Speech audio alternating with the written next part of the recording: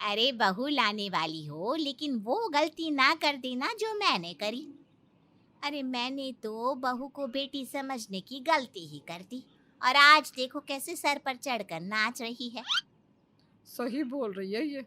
अरे बहुओं को डे वन से ऐसे रखो कि भाई तू आ गई है तो ठीक है, लेकिन यहाँ फैलने की जरूरत ना है, क्योंकि ये अपुन का एरिया है। क्यों? हाँ हाँ सही बोल रही है। ये बहुओं को प्यार से बात करो ना तो सर पर चढ़कर नाचती है। अब मेरी वाली को ही देख लो, बेटी माना था बेटी। तो ये कहानी है विमला की, जिसकी इकलौते बेटे की शादी होने वाली है। लेकिन शादी के पहले उसे कैसी कैसी सलाह मिल रही है, देख रहे हैं ना आप। विमला बहन सबकी सुन रही थी, लेकिन यहाँ तो सब समस्या ही डिस्कस कर रही हैं, समाधान की तो कोई बात ही नहीं कर रहा। तभी एक समझदार सी बुढ़िया आती है और कहती है, देखो, बहू पर लगाम लगा कर रखना है तो सिर्फ एक ही तरीके से हो सकता है। सभी बुढ़िया की ओर उम्मीद से देखने लगते हैं कि अब मिल गया बहू पर लगाम लगाने का तरीका। देखो, साफ सीधी बात है, अगर बहू को लगाम में रखना है तो वो बिल्कुल मत करो जो वो चाहती है। ऐसे में 10 में एक बार तुम उसके मन की करोगी तो उसे कदर होगी, सर पर चढ़ाओगी तो फिसल जाएगी, समझी? विमला को समझ में आ जाता है कि बहू को लगाम में कैसे रखना है। फिर क्या, आ जाती है विमला की बहू।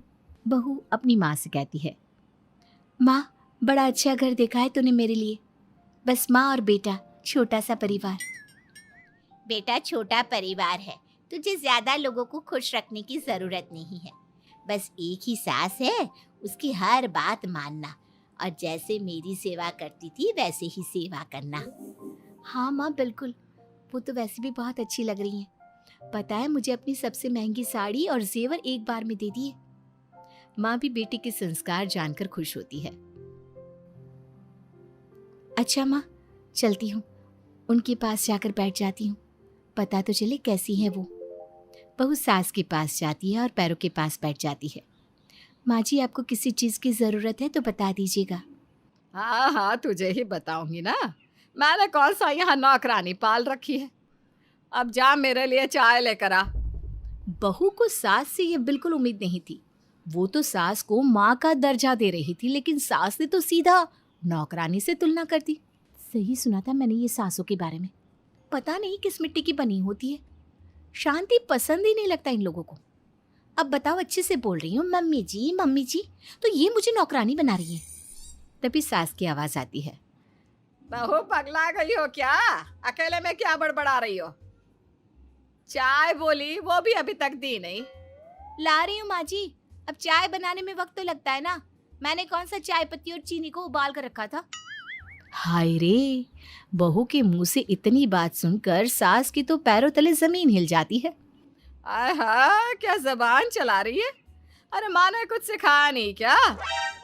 माँ ने तो सिखाया था माँ जी, पर क्या करे, लगता है आपको घर का कुछ और ही माहौल पसंद है।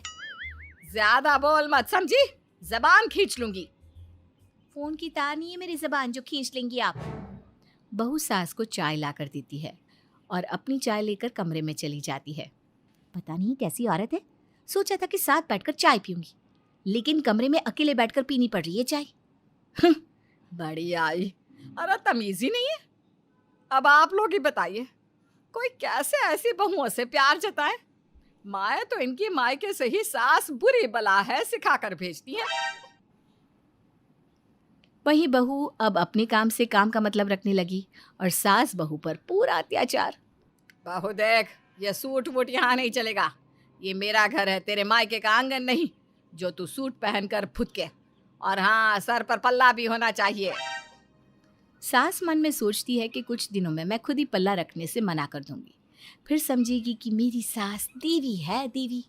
लेकिन ये क्या, अगले रोज, बहू ये क्या पहना है? शर्म नहीं आ रही तुझे? कैसी शर्मा जी, सारा तो ढका है, जींस का रंग ठीक नहीं लग रहा है क्या आपको? और ये टी शर्ट ज्यादा टाइट लग रही है क्या? बहू तुझे साड़ी पहनकर रहने को कहा था ना, तू तो पूरी नंगही पर उतर आई। सासू माँ, मैं कपड़ों से गिरी तो आप जबान से। गिरे तो हम दोनों ही हैं। बहू वहां से चली जाती है। सास के तो पानी सर से ऊपर चढ़ रहा था। वो सोच लेती है कि वो बेटे से बात करेगी कि ऐसा तो नहीं चलेगा। बेटा राजेश, देख तेरी बीवी बहुत मनमानी कर रही है। उसे बोल ये मेरा घर है, यहाँ ये सब नहीं चलेगा। माँ, मैं भी तुझसे बात करना चाह रहा था। वो क्या है ना माँ, तू ऐसी तो नहीं थी। तुझे तो शौक था कि तू बहू को बेटे की तरह रखे, फिर क्या हो गया? बेटा और माँ बात कर रहे होते हैं कि पड़ोसन आ जाती है। विमला बहन, 2 रोटी खिला दो, सुबह से भूखी हूँ, बहू ने खाना ही नहीं बनाया।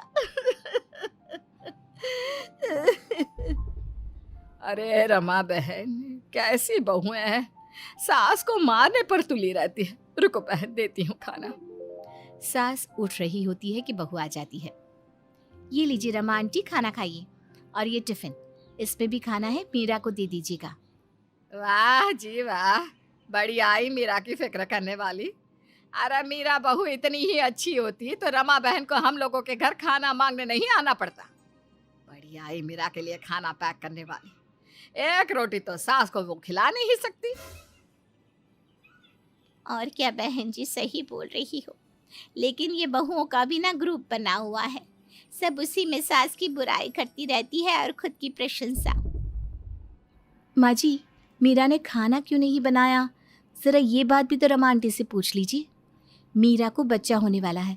आज सुबह से वो दर्द से तड़प रही है, लेकिन आंटी तो चाहती है कि बच्चा घर में ही हो जाए, उन्हें उसे अस्पताल भी ना ले जाना पड़े। हाँ, तो हमने 4 बच्चे पैदा किए हैं, वो भी घर में, समझी? डॉक्टर ना बन ज्यादा।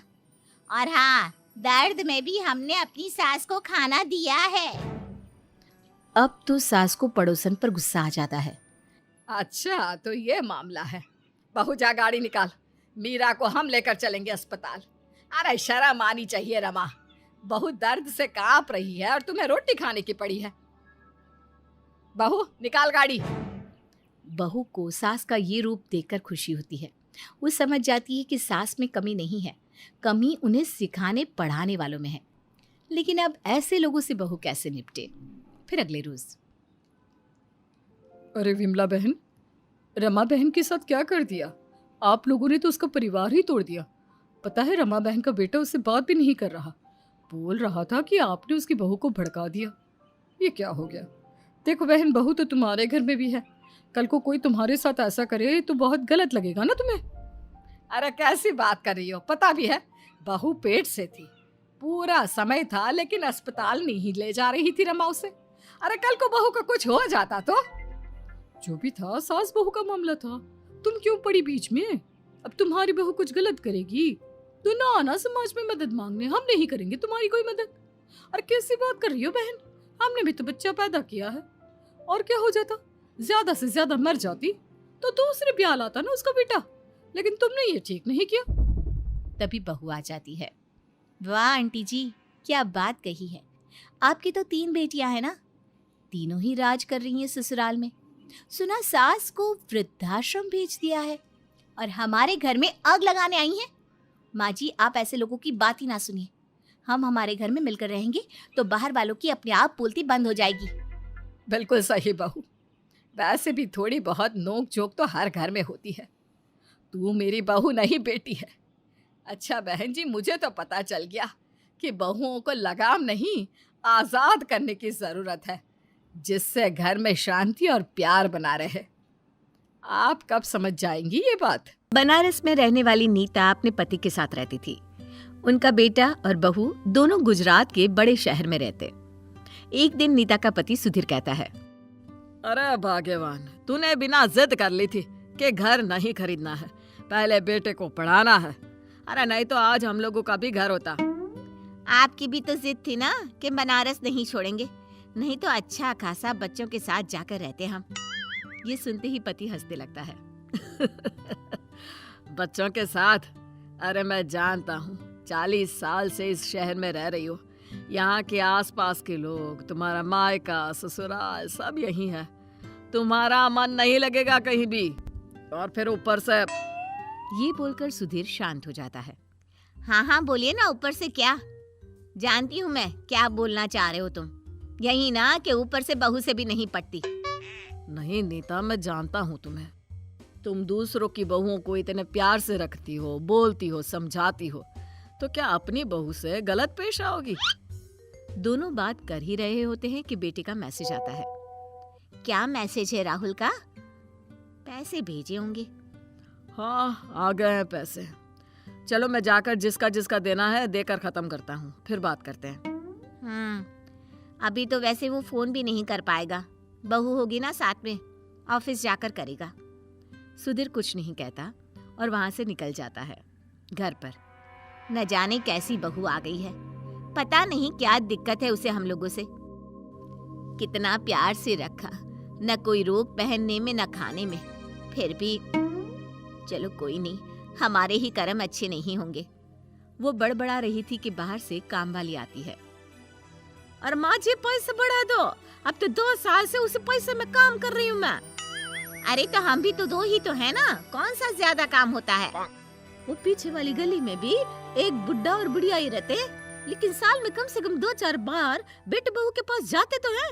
आप लोग तो पिछले साल 1 बार गए, वो भी हफ्ता भी पूरा नहीं किया था कि वापस आ गए। नीता को काम वाली पर गुस्सा आ जाता है। हाँ हाँ, तो क्या अपने घर जाने से पहले तुझसे पूछे कब जाए कब ना जाए? नीता को गुस्सा आता है कि तभी सुधीर आ जाता है। क्या बात है? वैसे परसों की फ्लाइट है, हम बेटे के पास जा रहे हैं। बहुत प्यार से टिकट बुक करवाया उसने। नीता कुछ सोचती है कि सुधीर कहता है, कुछ भी मत सोचो, बहू का होना ना होना कोई फर्क नहीं पड़ता। वैसे भी हम तो अपने बेटे और पोते के लिए जा रहे हैं ना। हाँ, लेकिन उसकी नजरें, उसकी बोली नहीं अच्छी लगती जी मुझे। कुछ मत सोचो ना, सारा दिन सोचती रहती हो। मैं तो फिर भी बाहर चला जाता हूँ, तुम घर पर ही रह जाती हो। देखो ये है टिकट, चलो बैग पैक करना शुरू कर दो। बेटे ने बुलाया था तो दोनों निकल पड़े, लेकिन वहां पहुंचकर देखते हैं कि बेटे और बहू बाहर खड़े हैं और उनका बैग पैक होता है। अरे बेटा बहू, हम आए और तुम लोग चल दिए क्या? जी हाँ, वो सस्ती टिकट मिल रही थी तो हम लोगों ने करवा ली है गोवा की 15 दिनों के लिए। आप लोग अपने पोते के साथ यहाँ रहिए, आराम से रहिएगा और हम थोड़ा घूम कर आते हैं। अरे बेटा, हम आज आए हैं, 1-2 दिन तो रुक जाते फिर चले जाते। छुट्टी के आपके दादाजी देंगे। बुरा न मानिए, बच्चे का अच्छे से ध्यान रखिएगा सासू माँ, और खाने पीने का सारा मेनू मैंने लिख दिया है, कब क्या देना है खाने पीने के लिए। बेटा बहू पोते को दादा दादी के हवाले करके निकल जाते हैं घूमने। दादाजी दादी जी, आप लोग परेशान मत हो ना, मैं अपना ख्याल रख सकता हूँ। मैं तो यही चाहता था कि हम तीनों यहाँ साथ में अकेले रहे। नीता को पोते की बात सुनकर काफी खुशी होती है। हाँ, वैसे अच्छा ही हुआ जो तेरी माँ चली गई, अब तो 15 दिन आराम से कटेंगे। कैसी बात कर रही हो पोते के सामने? अरे माँ है वो उसकी। सही तो बोल रही है दादी दादाजी, माँ नहीं है तो कुछ दिनों के लिए आपके साथ मैं भी रिलैक्स फील करूँगा। वैसे दादी, अब सारा दिन क्या करती रहती है? सोचती रहती है बेटा, न जाने क्या क्या सोचती है तेरी दादी। अरे कुछ नहीं सोचती, मैंने क्या सोचना है, बस ये सोचा था कि एक बेटा है तो बुढ़ापा आराम से कटेगा, लेकिन खैर। चलो मैं तो जा रहा हूँ वॉक पर। दादाजी, दादी को भी साथ ले जाइए ना। अरे नहीं नहीं, मैं बाहर नहीं जाती, मुझे घर पर ही अच्छा लगता है। ठीक है दादी, फिर मैं आपको आज मोबाइल चलाना सिखाऊंगा। चलो ये ठीक है, कम से कम घर पर जो डिब्बे में बंद मोबाइल पड़ा है ना, किसी काम तो आएगा। पोता दादी का अकाउंट फेसबुक में बना देता है और फिर यूट्यूब खोलकर दिखाता है। अरे ये कैसी कहानियां हैं, कितनी अच्छी लग रही है। दादी, ये किड लॉजिक्स है, ये लोग बहुत अच्छी मोरल स्टोरीज बनाते हैं, मैं तो रोज सुबह यही देखता हूँ। अच्छा, मैं भी देखूंगी। और क्या क्या है इसमें? पोता एक एक करके सारे सोशल मीडिया में दादी को ऐड करता है और 15 दिन में उन्हें अच्छे से ट्रेन कर देता है। फिर घर आकर, लाइए जी मेरा फोन, अब तो स्मार्टफोन के बिना रहा ही नहीं जाता। हाँ हाँ, पोते ने जो सिखा दिया है तुम्हें, लो मोबाइल। लेकिन इससे क्या करोगी? क्या क्या करूंगी? अरे जो मेरे शौक हैं उन्हें पूरा करूंगी। जो दिन भर सोचती रहती हूँ ना वो बंद कर दूंगी। आप भी तो यही चाहते थे ना? हाँ, अगर ये होता है तब तो तुम्हारा पोता कमाल का है। नीता अब फेसबुक पर अपनी अलग अलग फोटो को पोस्ट करती है। कभी जवानी के कपड़ों में, तो कभी कोई खाना बनाने की रेसिपी, कभी गार्डनिंग की टिप्स देती, तो कभी नया कुर्ता पुराने कपड़ों से बनाना सिखाती। और एक दिन, ये देखिए बेटे का फोन आ रहा है। क्या कह रहा है? अभी तक पैसे भी नहीं भेजे उसने। सुधीर फोन उठाता है तो सामने से बेटे की कॉल होती है। पिताजी, वो लॉकडाउन के बाद से हम दोनों की सैलरी कट रही है। अब मैं आप लोगों को पैसा नहीं भेज पाऊंगा। अरे लेकिन बेटा, यहाँ हम लोगों का गुजारा कैसे होगा?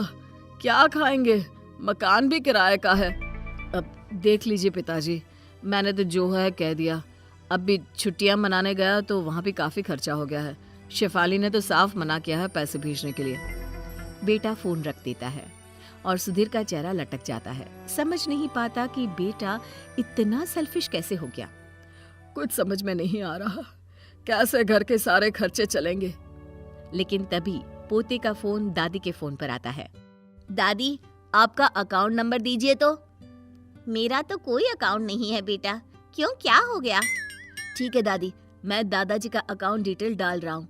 एक फोन आएगा आपके फोन पर, बात कर लेना। तभी अगले रोज नीता के फोन पर कॉल आती है। देखिए जी किसकी कॉल है। सुधीर फोन उठाता है और खुश हो जाता है। हाँ जी, आप लोग कभी भी आ जाइए, हम लोग घर में ही रहते हैं। फोन रखने के बाद, किसका फोन था? क्या बोल रहा था? और आप इतने खुश कैसे हो? अरे वो क्या है कि तुम्हारी सारी पोस्ट धमाल मचा रही है। सबको इतने पसंद आ रहे हैं तुम्हारे पोस्ट कि YouTube वाले तुम्हें अब हर महीने पैसे भेजेंगे।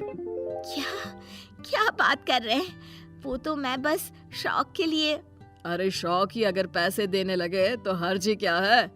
बधाई हो, तुम अब यूट्यूबर बन गई हो।